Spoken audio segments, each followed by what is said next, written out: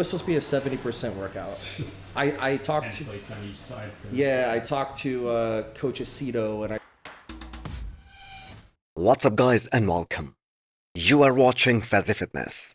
So just a tiny glimpse of what to expect from the reigning Olympia champion Samson Dauda, who has finally landed in Vegas, and he went through his first workout as well. So the thing that was very different in Samson's prep is that he suffered like never before this time.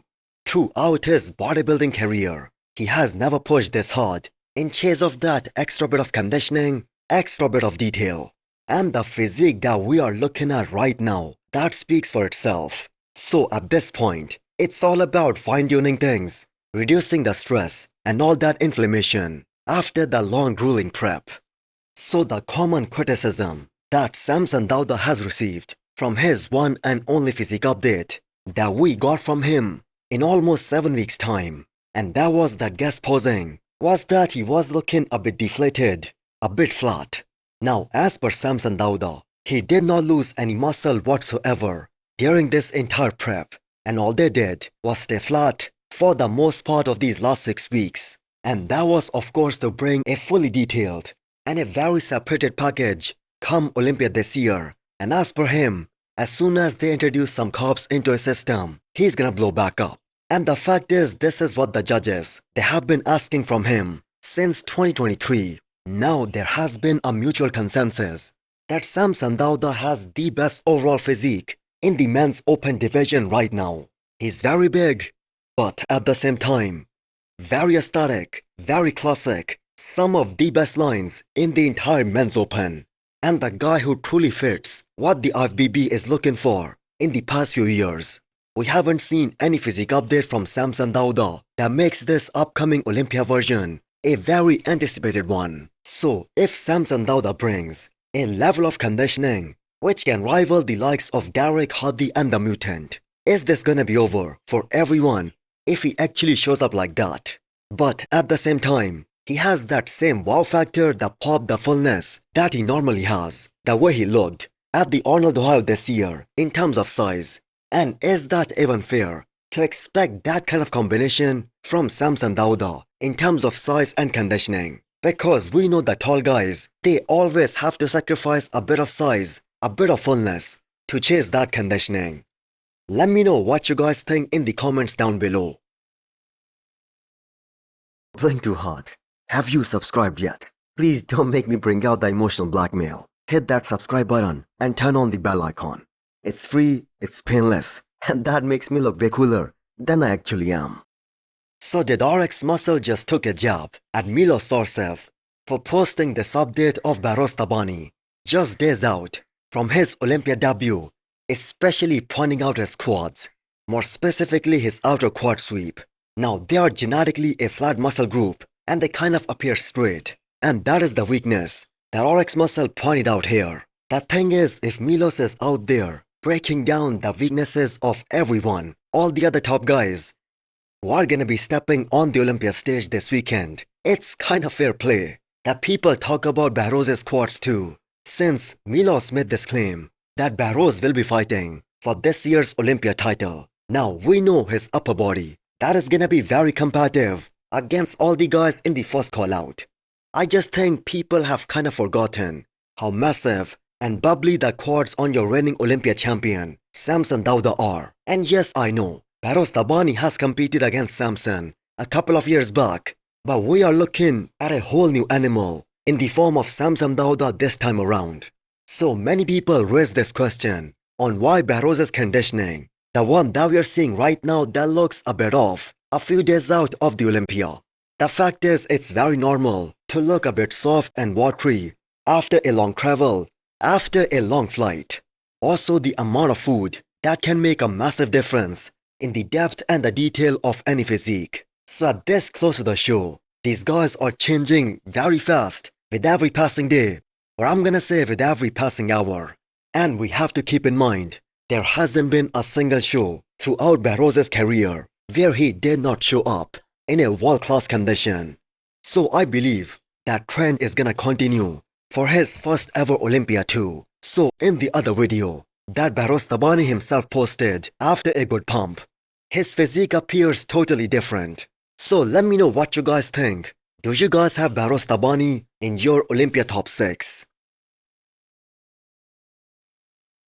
Next up, we have an update from Derek Lunsford. So just a sneak peek of how his squats are looking less than a week out from the Olympia this year. So this is a recent video of Derek, because for the first time during this prep, you will hear him say that he had to reduce the intensity to about 70% for his last leg day, because at this point, recovery is the most important factor. So anyone out there, if you are still doubting Derek Lunsford, how he looks behind schedule, we have to keep in mind he has never showed up out of shape for any show since 2022.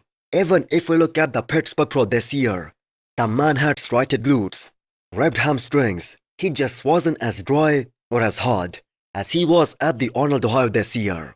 Plus, the fact that the mutant was at his all-time best, that kind of made him look a bit soft. So the detail that everyone wanna see on his arms and chest, we all know that won't be there, as that is a genetic thing for Derek. But that being said, his chest this time, that is of course looking relatively bigger and more detailed, especially in comparison to the Pittsburgh Pro. And we know that is gonna make a massive difference in his entire physique. So this time Derek went one step further. He did not just focus on the Olympia. He did two of the biggest shows of the year, the Arnold and the Pittsburgh Pro, and he won both of them.